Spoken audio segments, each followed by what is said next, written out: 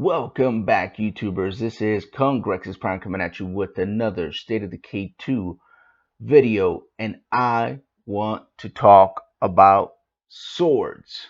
That's right, we're gonna talk about swords. So let's get to it.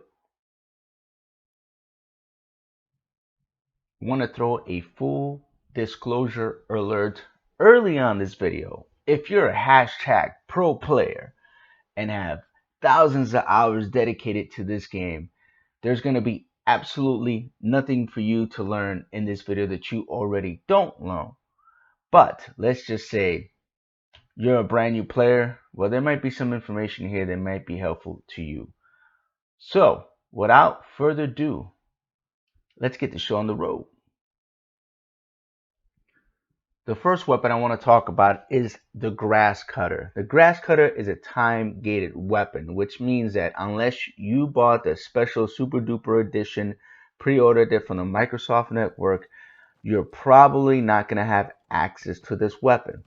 This is a very good sword all the way across the board. We're going to touch on two major subjects of swords that you need to look at, because most people look at swords and they're like, hey, you know, it's a sword, it's a weapon. What makes this weapon strong? What makes this weapon weak? And that's pretty much what this video is going to be about, guys. It's about talking about three specific swords. But I do need to mention one more weapon besides the grass cutter that's also time gated, that's also very good.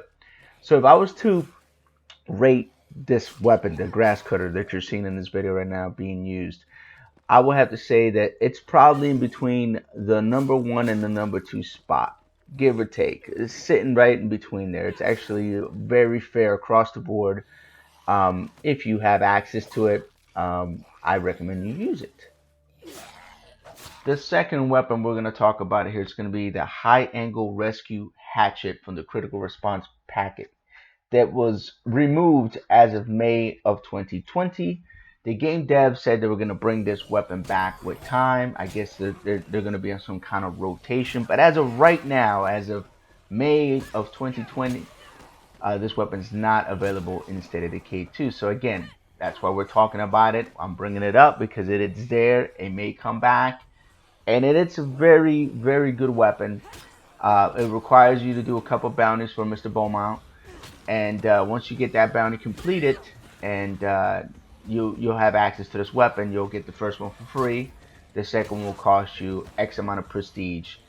Again, it's one of those weapons that I highly recommend you get if you have access to it. And if you have access to it, make sure you don't get rid of it, because it's going to be a while before we get it back into State of Decay. So we're going to get into the meat and potatoes of this particular video on these next couple weapons that I'm going to talk about. I also want to talk about what I'm looking at, like what makes a sword good. So now we're going to get into the countdown. Here we go. Rating criteria is as follows. We're going to use three basic criteria to rate these weapons. And because of these three ranking criteria, I decided to put them in that particular order. The one particular criteria I'm using, number one, is durability. Number two is ease of use. And then number three is how many swings it takes to kill 10 normal zombies. So let's get to my number three. Ranked at number three is the Rebar Blade. Rebar Blade is an excellent weapon.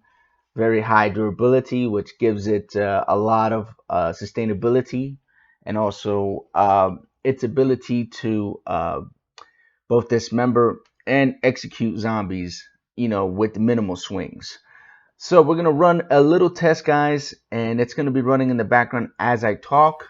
There's gonna be some numbers that are gonna pop out every time I kill a zombie with a normal swing, starting at this point. That one took one. That one took two. The numbers are going to keep popping, and I'm going to keep talking over them as the action continues to happen. Now, at the end of this video, we're going to get a actual average of all the swings that happen with the Rebar Blade, because although it is a very good weapon, I'm only ranking it number 3. And the reason I'm ranking it number 3 is because of its ease of use. And also another factor is how hard is it to get this particular weapon in State of Decay. Now you either get very lucky with a vendor that has the Rebar Blade, or two, you get lucky and it drops from, let's say, a plague heart or something like that. It's very random. It's very difficult to get this weapon unless you craft it yourself. Now, this weapon has tons of potential. As you saw there, I killed like 3 zombies in a row with one swing, although I was only counting up to 10 zombies, and that was number 10, and the other 2 didn't count as part of the average. Nevertheless, the average number, when I divided the 14 average swings that it took to do by 10, which is 10 zombies, it was like 1.4 swings basically. So every swing or every other swing for sure was a dead zombie with a normal hit with this weapon. So again, very good weapon. A little bit difficult to get your hands on unless you craft it yourself or you have an actual weaponsmith. But other than that, still a very good weapon in my opinion.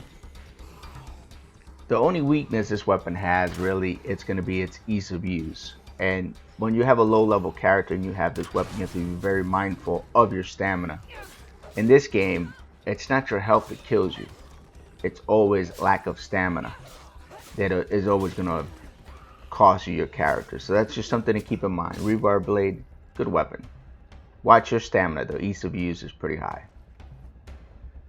Coming in ranked number 2, it's the RTX Extermination Blade. This is a red talent weapon obtained either by a red talent vendor that shows up randomly through your playthrough, or through a random red talent mission. And if the red talent, either you complete the mission, he may hand it to you, or if the red talent is dead and you loot his corpse, there's a chance that the RTX Blade is going to be there. Now this weapon, comparing this weapon to, let's say, the grass cutter, which is time gated slash paywall weapon. I say paywall because you had to have gotten something specific, like being able to buy the game from a particular vendor and pre-order in the game. It's the only way to really get the grass cutter.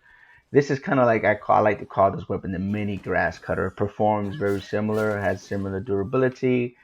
It is overall a very, very decent weapon. One that if you get your hands on, again, I wouldn't just discard. It's fairly good. The numbers are going to surprise you in terms of swing per kill. I know it surprised me. I took 19 swings to kill 10 zombies. The average to that is 1.9. It did surprise me for sure.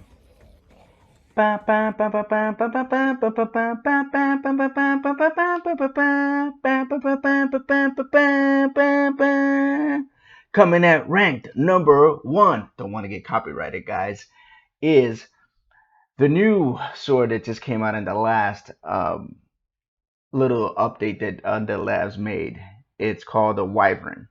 The Wyvern is an excellent sword, and the stats are gonna surprise you. If you look at the durability, it's very good. The ease of use, again, is right in between the grass cutter and the RTX Extermination Blade, which is very good. But what's gonna surprise you as you guys see the numbers are the amount of actual executions that you can do with the sword with one swing. And as you see in here, there's a lot of no numbers, a lot of ones, a lot of onesies and twosies to kill a zombie. Boom, there's another one. I mean, I did this test about, I don't know, guys, about 10, 15 times. And I couldn't believe that it took 12 swings to kill 10 zombies. That's about a good average. And which it turned out to be, the average would be 1.2, which is lower than the Rebar Blade and even lower than the Extermination Blade. So why do I rank this weapon number 1? Because of the how many times it took me to kill a zombie? No. I also said that it is very vital for a weapon for me to recommend a weapon. It has to be easy to find. It can't be a weapon that you leave to chance. And this weapon is very easy to get. You walk up to Beaumont, you got to find them on your map, get the bounty. Takes 40 kills with any kind of bladed weapon. Doesn't matter what bladed weapon it is. You get those 40 kills. You walk up to Beaumont. You turn the bounty in. You have this sword. And this sword is by far one of the best swords in game right now. No questions asked. The stats don't do it justice.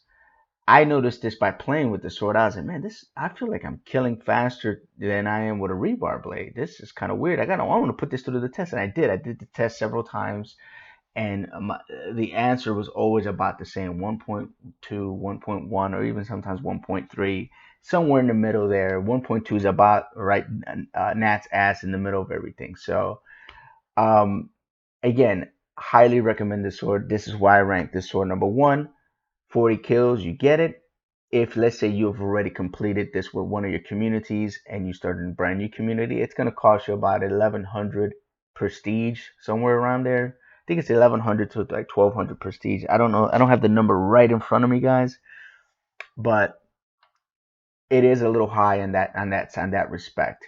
But it's not that hard to get 1100 prestige in State of Decay, especially in Nightmare Zone. So, within the first day or two, you should have the sword if you really want to have the best weapon in slot. That's what I recommend.